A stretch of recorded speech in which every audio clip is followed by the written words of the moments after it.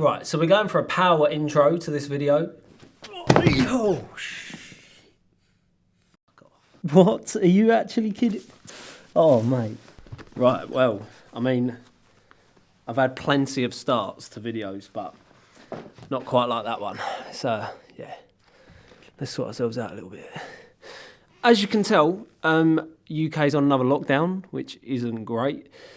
Barbers are closed for another at least 2 months, which isn't great because I've been trying to, like cut my own hair, especially around the sides, and yeah, this is it really. But today's video is going to be a little bit of a breakdown and a look at the projects that we've done in 2020. Yes, it was a very dead year. However, we did still manage to do a few decent little short films, a few cheeky campaigns. So let's break them down, see which ones were actually good for the story and which ones were just put in there because they looked a bit sick, and see if I'm actually a real filmmaker.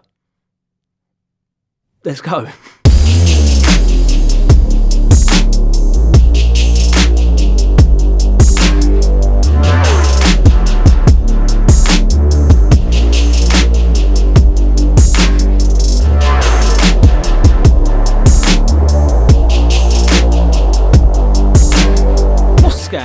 I hope you're all sweet. So, today's video is sponsored by ARTLIST.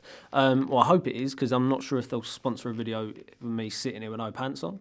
But I will, well, if you're watching this, then they have approved it. So today's video is sponsored by ARTLIST, the royalty-free music licensing platform. I'm going to be talking a little bit about them later. So I'm not going to bore you with how bad 2020 was. I think you know how bad it bloody was. However, we did still manage to, with all the limitations that we had on us, not being able to travel, not being able to work, not being able to actually work with other creatives, we did manage to pull off some pretty decent little films. I mean, we went to Madeira and shot the FX6 Sky on Fire video. We done the Isolation Insanity video where I was literally stuck in my office on my own. I was thinking, who the hell can I shoot? I looked in the mirror and I thought, you're the only bloody fella in here, mate. You've got to bloody shoot yourself. So ended up doing that. And then later on in the year, we managed to shoot Create Without Limitations. So I thought, you know what, why not, sit down, break them down, look at the shots, look at what shots were good, look at what shots maybe didn't work so well, and try and implement the reasons why them shots actually worked for the story in future films. So a little bit of, a bit of fun, a little bit of education, feducation going on here. So let's get stuck in onto the very first one, Sky on Fire. So, Sky on Fire is a film that I made for Sony. I actually made it for the Sony Fx6. Sony actually approached me, said, James, mate, we've got a new camera coming out. Do you want to make a short film for us with that camera? We want you to kind of, use it in different kind of environments, this and that. And I thought, yeah, obviously, when a big company like Sony approaches you, you don't say bloody no. I kind of went back in my mental archive, tried to find feelings and stories that maybe I've wanted to tell previously. And this story, this memory that I had from 2019 when I went to Madeira, when I witnessed like the sky on fire above the clouds up there, that really kind of stuck with, I don't know what it is about a moment I had up there. Oh my God, the final sunset. Look at this, mate. Honestly, I do not know what to say. This is one of the best scenes I've seen probably ever, mate. It stuck with me so deeply that I was like, I've got to make a film about this. So that's what I decided to make this film about. I called up my boy Luke Jackson. He's a photographer, amazing photographer. Yeah, what's good? I said, Luke, mate, I've got a project I'm going to do with Sony. Do you want to be a part of it with me? He said, yes, mate, of course I bloody will. I went, but old Jules is, you're not shooting. You're going to be acting. Well, that was a bit of a disaster. But thankfully, he was totally on board with it. So, Luke, mate, thank you, bosh. So when I look back at this film and I look at like standout shots, for me, without a doubt, I think the fog forest, the Fanal fog forest scene was just a little bit magical. That was one of the reasons why I actually picked that location in the first place, because I really wanted to show this progression of a journey, different locations, different environments, to make the journey and the experience look a lot longer. And without a doubt, the establishing shot for that scene was just, for me, just a bit magical. I didn't expect to get that shot. That shot wasn't on my storyboard. All of the other shots that you see after that, so the close-up of Luke walking there, the mid-shot, and then that orbiting shot, and then the next shot that comes after looking up at the trees, just really giving that kind of epic feel to the location that he's in and orbiting around him and making him feel like he's all encompassed by this location. That was what I really wanted him to feel in this scene. I'm actually going to do a colour grade and chill on that particular scene because it looked completely different to how it looks here on the scene. But without a doubt for me, the best shot in this film has to be the money shot. It's the ultimate shot of the film, and that is when Luke goes up to the top of the mountain here, and he looks out and he sees the sky on fire. This shot here.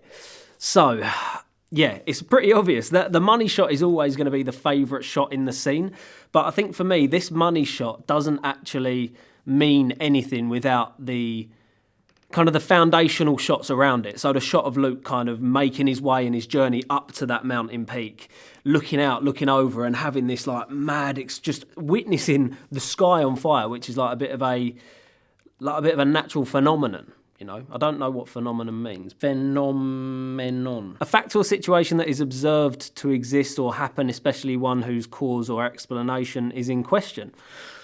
I guess that makes sense. So this shot doesn't actually make sense until you see the shot of him climbing up. You watch his reaction. Him climbing up the rock, he's hurrying, he's scurrying up this rock. And then when he sees it, his kind of body slows down, and then we kind of realise that he's seen something a little bit mad. And then obviously we then see his reaction shot from the front, and then we realise that he's kind of seen something a little bit special. So I wanted to kind of boom upwards and tilt down at the same time over Luke's head, revealing the sky, revealing the sun coming in through the back. I hope that ain't COVID. Revealing the sky on fire, revealing the sun burning through at the back. It made the environment look a lot more impactful as you're kind of leaning out and over, and Luke's getting smaller and the environment's coming up and getting bigger in the background. Hope that makes sense. But yeah, without a doubt, in 2020, that's probably one of my favourite shots that I've got. So I'm not going to lie, the whole experience of getting this shot was a little bit traumatic, because me and Luke literally spent 7 sunrises and 7 sunsets going to that location to try and get the conditions perfect. We spent 14 consecutive sessions up there, and we got it once. Thank God for that, otherwise this whole film wouldn't have made sense. I genuinely just want to thank Luke right now. Luke, mate, when we was up there, I know it was hard. You put a graft in, and I know I was stressing out on that, yeah, but look, mate, it all worked out, and here we are. Now we're talking about a cool shot, so yeah. But before we go any further, I do just want to give a shout out to today's sponsor, ARTLIST. Now, you lot all know ARTLIST. I've been banging on about them for ages because I started using them in 2018, mate. The royalty-free music licensing platform where you pay one subscription fee a year, $199, silly bloody cheap. You get an unlimited license to use that music for anything. I'm talking YouTube monetization videos, commercial work, corporate stuff, weddings. You can use that for anything. You've got an unlimited license, basically. I actually use the track As the Sea Pulls Them Under in my Sky on Fire video. Honestly, it gives me so much peace of mind knowing that I can make a film for a client, give them the video, and they've got no issues with the copyright. Your clients are covered as well, which makes it so damn easy. And I've got a link in my description that is going to give you an extra 2 months for free when you sign up via that link. So definitely go check it out, because honestly, it's, in my opinion, the most valuable thing creators can have. Anyway, on to the second film, Isolation Insanity. So Isolation Insanity actually came about because COVID got like announced a week before I started shooting this video, and I think as soon as like COVID got announced and everyone went into lockdown, that was something that I've never experienced before, and I'm pretty sure none of you guys have ever experienced before either. And it just kind of kick-started my mind on these ideas for different things. And I thought, well, I'm going to be stuck in my office now for the next month. What the hell am I going to bloody do? And I was going through all these like emotions and going through all of this stuff that I've never been through before. And I just came up with this stupid idea of me just talking to myself, going a little bit insane.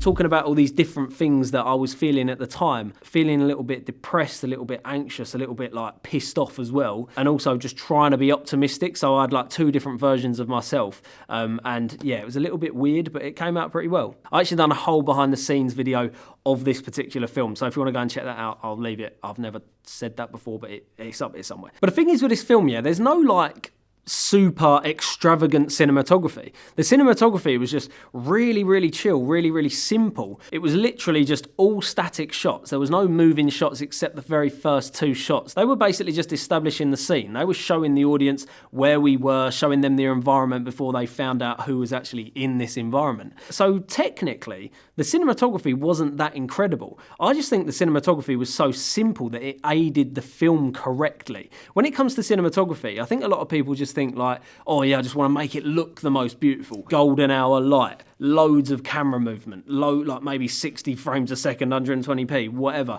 But for me, the best cinematography is the cinematography that I can't actually see. So when I look at this film back, I just think like, people aren't, you know, kind of amazed by the cinematography because the cinematography isn't that eye-catching. But that's the good thing about the cinematography, because you are just sucked into the story and you're sucked in by the sound design and the simplicity of the shot. You are just embedded the film and the story, and that's the best thing for me. If I can embed my audience, if I can give them a feeling, if I can take them on a journey without them being like blown away by the cinematography, I think I've done the right thing. Bloody hell. What's the matter with you? Thought I had something. You're going fucking mad, mate. I learned a lot just from making this particular film, and it made me think, you know what, if the world ever goes tits up like it has now, I could probably make a film, so that's pretty cool. So on to the last film, which was Create Without Limitations, that I shot with my boy Jack Mould. Now this particular film was actually a campaign for Nvidia, the Razer Blade 15 Advanced. That's what this video is essentially promoting. So in this film, I wanted to take the audience on kind of my mental journey of creating a project, from kind of the thought inception of the actual idea that I've got, or like a feeling that I've got, or an emotion or something I experienced, to then actually coming out onto a storyboard, then into the shoot, and then onto the edit. I wanted to find a way to mould kind of all of these processes together.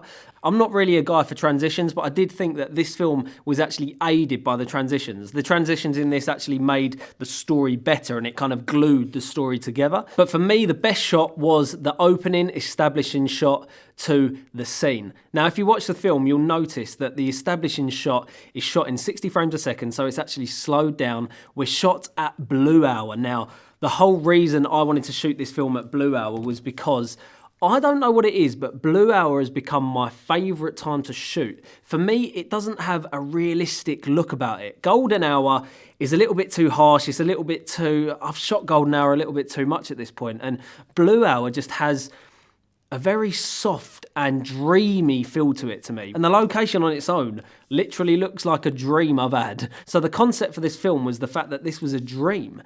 This opening sequence was a dream or a feeling that I've had, and then I kind of rounded it up into a finished film. But without a doubt, for me, the establishing shot is the best shot of this film. Jack done a great job of operating that shot. I did have that shot down on my storyboard. I basically storyboarded this entire film, and Jack nailed that shot that I had in my head. We essentially push into this scene, and as we tilt upwards, we are slowly revealing a little bit more to the audience where we are, the kind of environment we're in. I specifically wanted to put like a really soft light grade on it, really nice and pink in the sky, really light, nothing hard, no hard light on me or any of the subjects or the clouds or anything.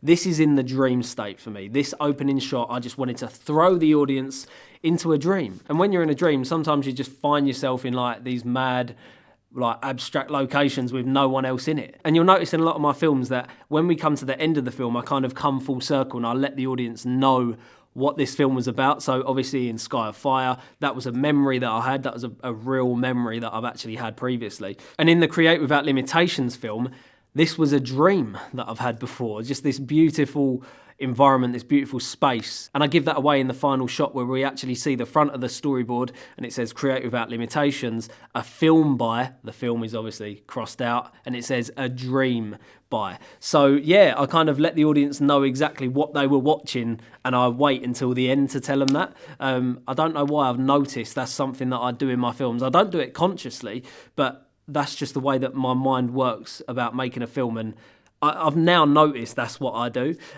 So if that's a good thing or a bad thing, I don't know. So to round up, when I look back at all three of these films, I can't quite put a finger on which one I prefer. All three of these projects are completely different in their own right, but I honestly can't put a finger on which one I prefer the most. Let me know in the comments which ones you guys prefer and which shot was your favourite. Maybe some of the shots that I said weren't your favourites, and if they weren't, let me know which ones were your favourites and why, because I'd love to hear your opinions. It's so good how like this whole game is subjective. Like one thing I might love, you might love something completely different.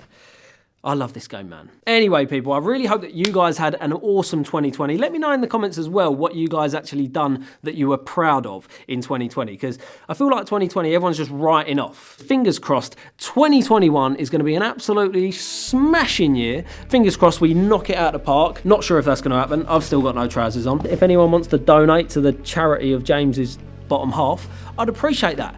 And I'll be catching you lot in the next one, mate. Boss.